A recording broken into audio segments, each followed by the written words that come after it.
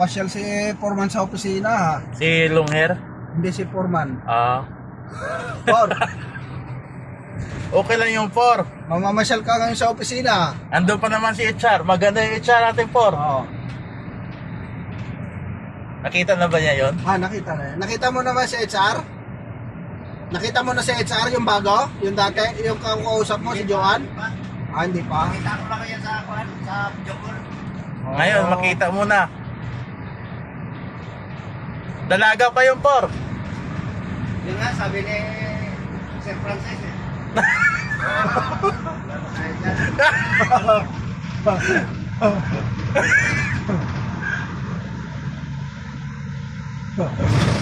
Dalaga pa daw sabi.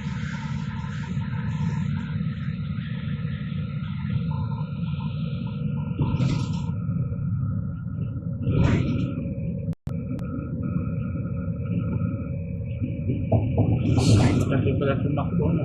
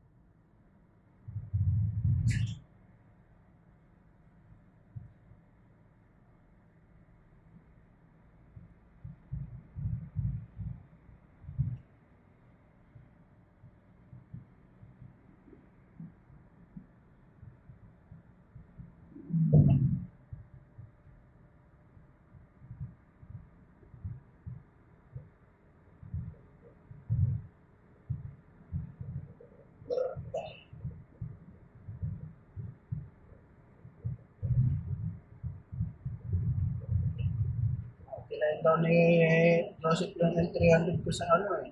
Joseph Nabilasco? Oh. Ba't may sakyan siya? Wala. Maraming karga. Ewan ko kung saan sila pupunta. Bataan daw. Ikaw yung mag-drive. Hindi. Yung kasama daw niya. Driver daw ng ambulansya daw. Ako, mahirap yun. Yung driver daw. Driver daw ng ambulansya. Mahirap yun. Patakbo ang malakas yun kasi pang-ambulansyang driver eh. Subukan nila. Bahala na sila. Malakas yung mga kontrata nga ni Joseph eh. Ganon? Yung dating customer ko na si si Captain Sibal, nakuha niya eh. Saan yun? Sa probinsya ng Bicol. Bakit may project na rin dati doon? Yung sa Antipolo. Dating gwardiya yun eh, si Ding Sibal, si Maman. May mga tracking eh. Siya yung nagpipick up ng sa mga call center. Yung may mga service yan. Siya yung marami siyang truck na nagpipick up. Ating sundo. Tapos yung company yung nagbabayad. Oo. Pinaupahan niya yung... Oo. Magandang negosyo din. Yan siya yumaman eh.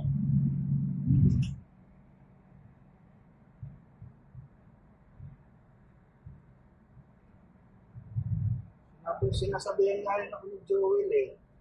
Pura, Joel. Si Joel, ano to, si Amoro to. Oo. Pasok mo sa ano, sa PEI daw. PEI yung sasakyan. Oh, pwede naman yun. Kaso nga lang, kailangan makakuha ka ng driver na ano, matino. Oo.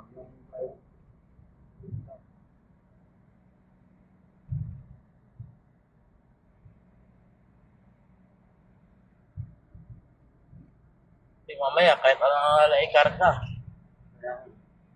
Pero kung tao-tao lang, pwede naman yun. Tao-tao lang ka daw. Kaya titsundo mo lang yung mga tao daw na magpapasok. Oo, pwede yun. Papasok at saka pupunta sa mga barracks.